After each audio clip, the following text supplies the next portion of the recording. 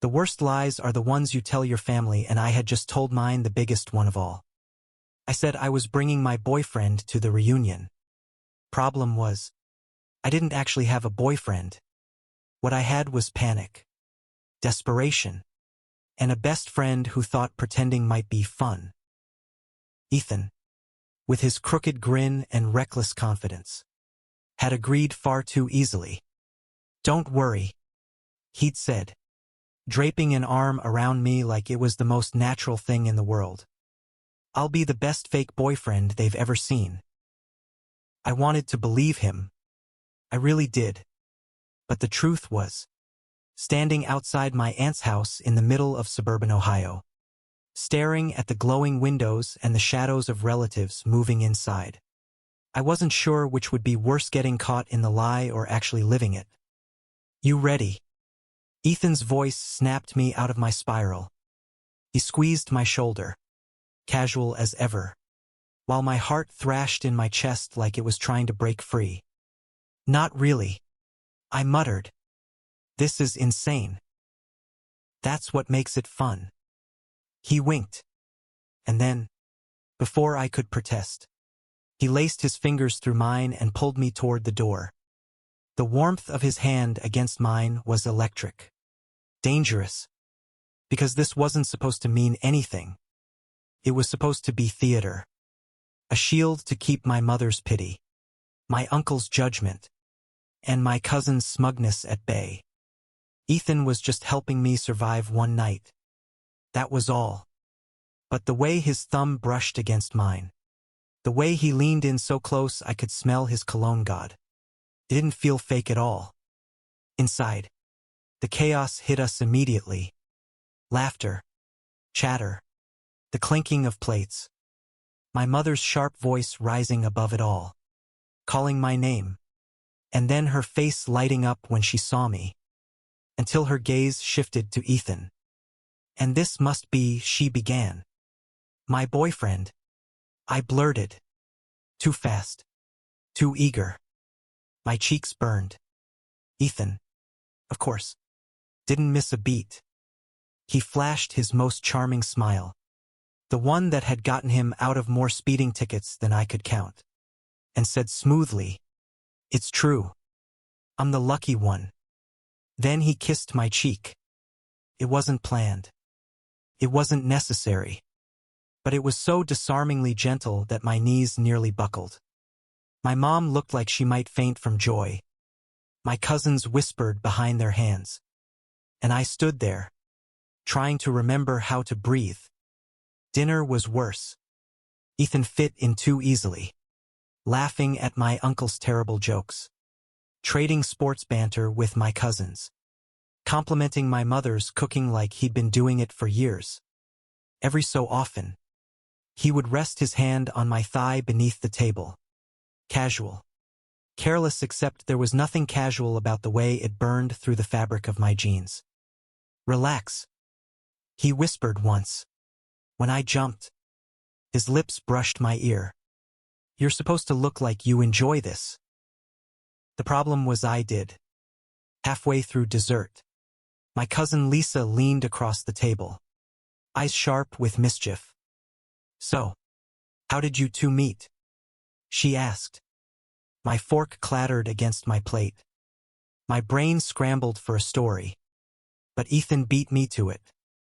"In college," he said easily, reaching over to tuck a strand of hair behind my ear like it was the most natural thing in the world. He was tutoring me in math. I was terrible at it, but he was so patient. Eventually I realized I wasn't showing up for the equations anymore. The table erupted into coos and sighs. My mother clasped her hands, misty-eyed. And me. I stared at Ethan, speechless. Because none of that had happened. But the way he said it, the warmth in his eyes, it felt real. Too real. After dinner, while the others drifted into the living room, Ethan pulled me onto the porch for air. The night was cool, the yard lit by strings of golden lights, and my chest felt too tight.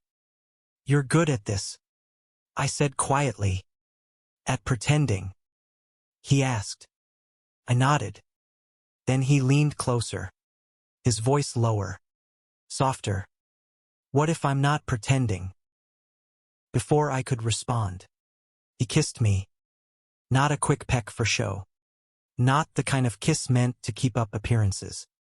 This was deeper, slower, devastatingly sincere. My hands fisted in his jacket, torn between pulling him closer and shoving him away. When he finally pulled back, his forehead pressed against mine. I couldn't find my voice. Still think this is just acting? He whispered. I swallowed hard. My entire body was trembling. Ethan, don't do this. Why not? Because it's dangerous. Or, he said, brushing his thumb across my cheek. Because it's real. And I hated him for saying it. Because in that moment, I knew he was right. That night, I lay awake in the guest room, staring at the ceiling, replaying the kiss over and over. I told myself it was just confusion, just adrenaline, just the pressure of the situation. But the truth was clawing its way out of me. Undeniable. I didn't want Ethan to stop. I wanted more. But what scared me most wasn't what my family would think. It was what would happen when this was over, when Ethan went back to being just my best friend. And I was left alone with a heart that had finally betrayed me. I didn't know it yet, but that weekend would unravel everything. It would tear open wounds I had buried for years, test the limits of friendship and love, and force me to choose between safety and honesty. And it all started with one fake kiss that wasn't fake at all. By morning, the house smelled like coffee and cinnamon rolls, and I was already unraveling. I had spent the night replaying Ethan's kiss, the weight of his words, the danger of what they meant. Pretend boyfriends were supposed to be safe, but nothing about him felt safe anymore. When I walked into the kitchen, he was already there, barefoot, hair a mess, pouring orange juice like he belonged. My mother was doting on him, laughing at some joke he told. She hadn't laughed like that in years. Then he glanced up, eyes finding mine across the room, and something shifted in my chest. His smile softened. For just a second, the noise of my family faded, and it was only him. I had to look away. The reunion continued, each moment tightening the rope around my throat. My uncles asked when Ethan and I were moving in together. My cousins teased about wedding bells. My mother pressed her lips together like she was holding back tears of joy. And Ethan played along. Flawlessly. Dangerously. His arm around me. His lips brushing my temple. His laugh carrying across the room. If anyone could sell the fantasy, it was him. But every touch, every look, every kiss in front of them felt less like performance and more like confession. And I didn't know how much longer I could keep pretending it didn't break me. That evening, after everyone had gone to bed, Ethan knocked softly on my door. You awake? I shouldn't have let him in, but I did. He sat on the edge of the bed, the moonlight catching the sharp lines of his face. For once, he wasn't smirking. He looked careful, vulnerable.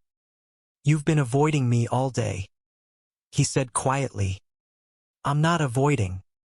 I'm surviving. Surviving what? You. I snapped, before I could stop myself. The word hung between us, raw and ugly. His jaw tightened. You think this is some kind of game to me? What else would it be? You're too good at it. The smiles, the touches, the kisses. My voice cracked. You're pretending, Ethan. That's what you do. He leaned closer, his hand closing around mine. I wasn't pretending last night, or today, or any time I touched you. I wanted to believe him. God, I wanted to. But the fear was louder than my hope. And when this is over, when we go back to real life. He hesitated. And that pause shattered me. I pulled my hand away. Exactly. He stood, pain flickering across his face, and left without another word. The next day was brutal. My family noticed the distance between us. My mother whispered questions I dodged. Ethan smiled less, spoke less, and when he did, it felt rehearsed again, like the mask was back on. By the time we packed up to leave, I felt hollow. The lie had protected me, but it had cost me something bigger. The drive back was silent. Miles of highway stretching between us. Unspoken words heavy in the air. Finally, I couldn't take it. Why did you do it? I asked. He didn't look at me. Do what? Kiss me like that. Say those things. Because they were true. He said simply. My chest tightened. Then why did you pause last night? When I asked what happens after. His hands gripped the steering wheel. Because I was scared. I've wanted you for so long. And I thought if I said it out loud, I'd lose you. My throat burned. You already did. Silence. Heavy. Suffocating. Until, no. He said fiercely, finally turning to me. Not if you let me try again. We didn't speak the rest of the ride. But when we reached my apartment, he followed me upstairs without asking. Inside, the silence stretched again. But it was different now, thick with possibility. Ethan, I began. He didn't let me finish. He stepped forward, cupped my face in both hands, and kissed me. Not for my family. Not for the act. For me. This kiss was unhurried. Reverent. Like he was pouring every unsaid word into it. My walls crumbled. I clutched at him, pulling him closer, tasting everything I'd been too afraid to want.